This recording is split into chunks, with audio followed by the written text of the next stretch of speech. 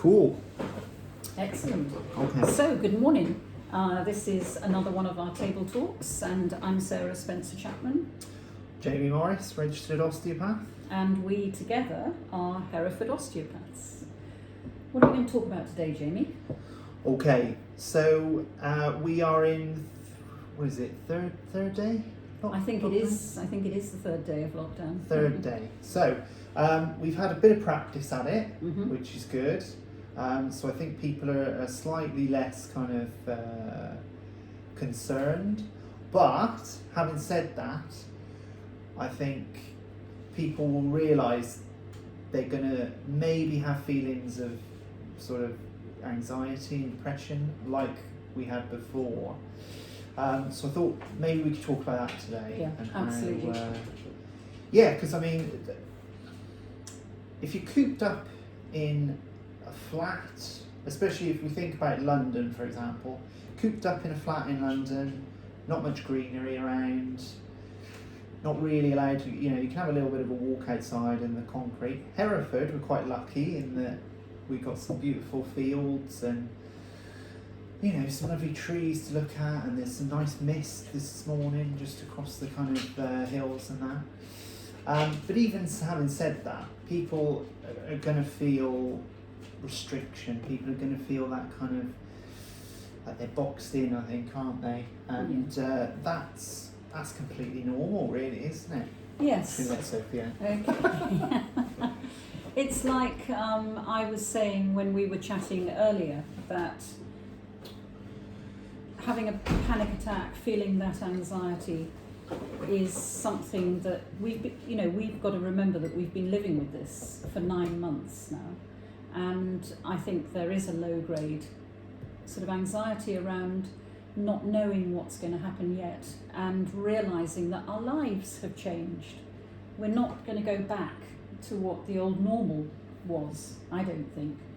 Even if we are able to find a vaccine or find a way of managing this particular virus, we can't go back to how we were living before. Well, yeah, I think it's interesting you say about uncertainty. I think that's a real big one, in that humans really don't like uncertainty at all, do we? Well, that's interesting, because when I was doing a Tony Robbins workshop in Hawaii, I was thinking of the 9/11 event. What we ascertained was that different people require different things. So some people like a level of uncertainty, whereas other people need absolute certainty. And so it is down to an individual as to how much uncertainty they like living with. But this has taken the sides of the playpen down and has put such a level of uncertainty in it that I would defy anybody to say that they are feeling completely okay with it. No, absolutely. And like you said, it really has highlighted things of kind of how fragile maybe we are as a society sometimes. And as human beings. As human beings, yeah, because one of the things of the first lockdown was all the sort of panic buying that went on. To start, it was like, kind of almost an overreaction to what happened. And as we've seen, nothing's going to run out. We're all going to be okay food-wise. Yeah. But yeah, it's natural to have that sort of fear of it, that sort of fear of the unknown and uncertain. But how we'd like to talk about today. She's chewing the tail end of the bone. How do we sort of manage that? Because like you say, it's until a vaccine comes along, and even when a vaccine comes along, there's still going to be a few months of actually getting that out, and getting people aware, and first of all probably giving it to the most vulnerable to start with. I think we're looking out into next year and beyond before any of this is going to be settled. And there's that long COVID that's been sort of talked about, isn't there, where yes. even after the virus you get kind of a sense of well, more than a sense, isn't it? You get those symptoms of kind of Yes. bit of lethargy and probably anxiety, probably one of those exactly. as well. And we were talking earlier about primal reflexes. Primitive reflexes, yeah. You know, one of the key reflexes, I think, is breathing. Yeah. And then we've got the swallow, and we've got the sight, and we've got the hearing, and we've got all your senses and more. And when you have a shock or a trauma, then you take a big breath in, and whether you let that breath out again and whether you get to be breathing on a much more functional level is debatable, I think. So giving people breathing exercises to actually remember that, you know, your rib cage, you've got those 12 pairs of ribs, yes, which are designed to move with every breath that you take. And if you're only using half your rib cage, then you're going to be congesting those lungs. So breathing, I think, is a brilliant. Yeah, absolutely. I think to be looking at. That's something that's come more and more into the realm of therapy, isn't it? And how, you know, you kind of think, if you're not into the industry, sometimes it's kind of like, well, Jane, I've been breathing for my whole life. I think I'm all right at it. And, you know, you're like, well, you're saying, no, you're not. to an extent, but exactly. In that we breathe differently for different situations, don't we? So sometimes you need to breathe at a quicker rate and a shallower rate. But that's, you know, when you're doing exercise or when you're in a life or death situation. Absolutely. And most of the time, you know, hopefully, we're not in a life or death situation.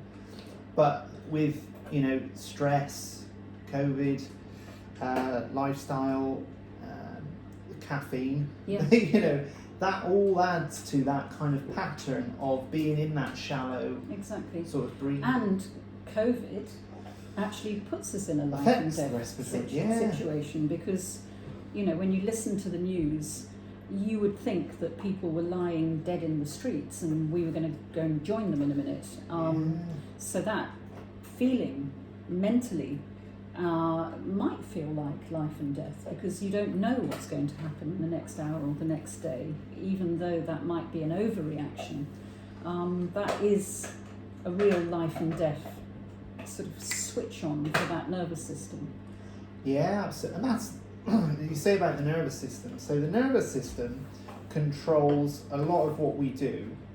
So the nervous system is made up of your nerves, your spinal cord, and your brain. So I always say that the brain is like a really smart nerve. Yeah.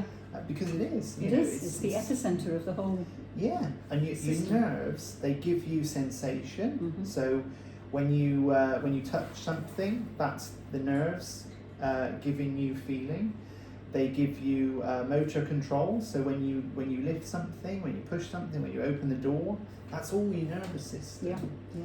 And if that's in a constant sort of state of excitement, and when I mean excitement, I don't necessarily mean sort of joy and happiness. I mean excitement in terms of high alert. Heart rate goes up, high alert, anxiety. You know, you're in that sort of state. Again, that's going to affect your breathing, and that's going to affect you as a person. Yeah. So breathing is sorry, that was the point I was trying to get back to after that anatomy lesson. Breathing can help regulate that nervous system, and that's why we put such an importance to it, because if you can control your breathing in a way, you can lower that excitement, that sort of pent up kind of, you know, where do I go from here? That's that fight or flight sort of response. So by, like you say, having breathing exercises, so literally by getting into a comfortable position and just counting 4 in, so 1, 2, 3, 4 with the breath in, holding it for a second, and then breathing out to the count of 4, you're manipulating your nervous system. Absolutely. You said yourself that you tried the Wim Hof this morning. Yeah. And that you felt that had an effect. Yeah, 100%. I did a strength workout yesterday, and I felt really kind of sort of stuck down almost, especially in the ribs, and just kind of breathing wasn't hard, but it just felt slightly more kind of laboured. And I did the Wim Hof beginner session, and it really made a difference. There was a slight bit of difficulty when I started. So what is the Wim Hof or the Wim Hof? So the one that I did was just on YouTube, all right, safe, and it's you breathe in and out constantly or consistently without holding it, Okay. and then after I think it's about 30 breaths, you try and hold your breath. Now Wim goes on to say about, I think it's a minute to start with. You hold it for a minute. I lasted 30 seconds, and that was it. But once and it takes you through that 3 times. But after I'd done that, I really felt a lot more relaxed with my breathing. Yeah. And just in general. So what effect did you feel it had on you mentally as well? So mentally, it just that was the only thing I was concentrating on at the time, and whether that helped clear my mind as well, maybe, I don't know. Well, it's certainly re-oxygenating it. Yeah, it did, yeah, because it cleared my sinuses out. Oh, brilliant. Something brilliant, yeah. And yeah, I think there's a case for how if you're not breathing optimally, it does send your body slightly acidic. Yeah. Now, I don't know the research behind that, but there is a slight indication of that. And you can make your body slightly more alkaline, again, with breathing. Now, again, that's not going to make, it's not, you're not going to feel superhuman, or, you're not going to be able to go for 20 hours in a row, but you do feel better. Yeah. And you might feel superhuman when you've practiced it enough. Yeah, absolutely. Because it's all about the levels of carbon dioxide and oxygen, and you can over-oxygenate yourself and therefore knock out the carbon dioxide that you need. So balancing those out is really important. Oh, for sure. Brilliant. Great. Thank you, Jamie. No, thank you. And thank you, Sophie. Yes, thank you.